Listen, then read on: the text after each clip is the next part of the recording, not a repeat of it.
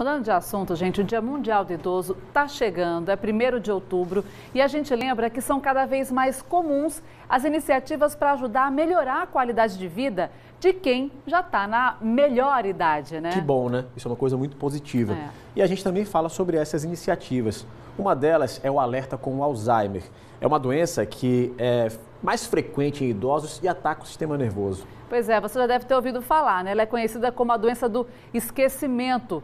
Só que, na verdade, há muito mais do que isso. E é por essa razão que nós vamos conversar hoje com o geriatra Dr. Sileno Fortes, que já está aqui com a gente no estúdio. Bom dia, doutor. Seja muito bem-vindo. Tudo bem, doutor? Bom dia. Bom dia, Rafael. Bom dia, Luana. É importante a gente falar sobre o Alzheimer, que até bem pouco tempo as pessoas diziam, isso não existe, que é uma doença conhecida há pouco tempo, mas na verdade não é. Que antes a gente conhecia de outras formas, né? O esquecimento da idade, como até popularmente se diz, é a caduquice.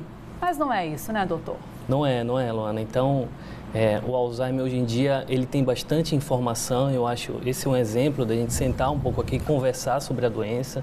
Né? Não é normal no envelhecimento você envelhecer esquecendo, né? Esquecendo até familiares numa fase da doença. Então, é importante a gente conversar sobre isso. Bom, vamos falar então sobre o que é realmente o Alzheimer, né? A gente falou agora há pouco que é conhecida como a doença do esquecimento, né? Porque talvez seja esse o sintoma mais comum, né? Mas, afinal de contas, do que se trata o Alzheimer? Como é que ele funciona? Como é que ele ataca a pessoa? Tá. O Alzheimer, Rafael, assim, infelizmente a gente não tem uma causa definida, né? O que a gente sabe que é comum em idosos acima de 65 anos, né? É uma doença degenerativa em que o cérebro começa a perder as suas funções.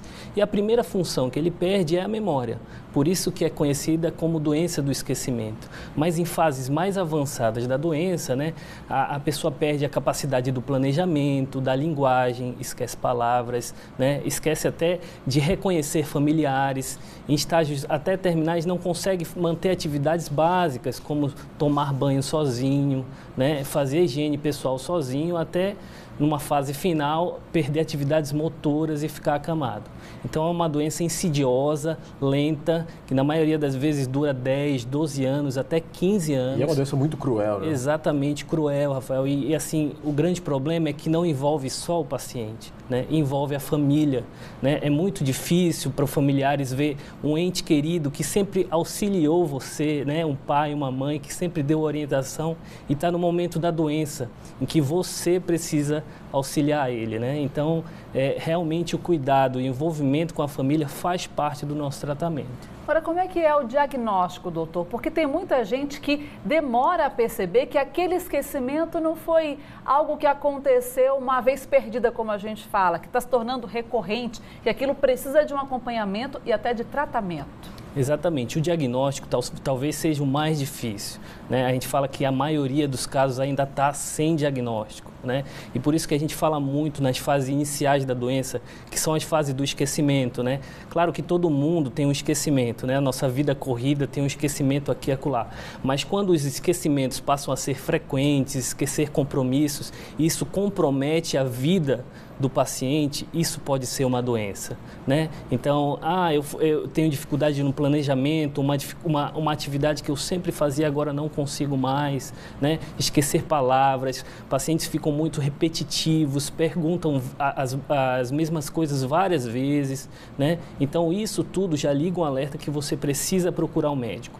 E o diagnóstico se faz muito na questão da história clínica mesmo. Então, são essas dificuldades que são relatadas para o médico e aí, a partir daí, nós solicitamos alguns exames para descartar outras causas, né, incluindo até tomografia e ressonância do crânio, e aí faz o diagnóstico e começa o tratamento.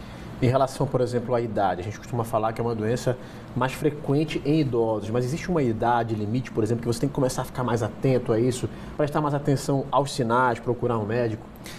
A gente fala que a partir dos 65 anos, né, é um maior risco de você desenvolver Alzheimer, mas essa frequência, essa incidência dobra a cada 5 anos. Então, quando a gente fala de pessoas acima de 80 anos, de 90 anos, né, acima de 90 anos, talvez quase a metade dos idosos pode ter algum grau de Alzheimer. Então, é importante ficar atento, né, e como a Luana falou no começo, não tratar isso como um envelhecimento normal, como caduquice, né, às vezes o idoso fica um pouco mais agressivo, né? Até intransigente, e isso pode ser um sinal da doença, né? A hora de procurar um médico, pelo menos esclarecer, fazer uma consulta, um diagnóstico é importante. Agora, o senhor falou que não tem como precisar ainda qual é a causa do Alzheimer. Como é que a gente se previne disso? Por exemplo, alguém que tem casos na família tem mais chances de desenvolver a doença? Isso, pode ter mais chances sim, mas esse não é o principal fator de risco que a gente fala, né? Os velhos fatores de risco estão presentes, como obesidade, hipertensão, diabetes, baixa escolaridade, né? Baixo nível intelectual. Então, uma forma de se prevenir é se manter ativo. Bem rapidamente, só para a gente encerrar, como é que se trata? Como que é o tratamento? Que tipo de medicamento é usado? Isso. Existe a medicação que existe hoje em dia é para frear o avanço da doença. Não Infelizmente, cura, né? A gente não tem cura, exatamente. Mas faz parte do tratamento isso que a gente está fazendo aqui, né? É o esclarecimento. É claro que quando a gente fala do diagnóstico, dá o diagnóstico para a família, a abordagem com o doente é outra, né? E isso melhora e muito lidar com o paciente.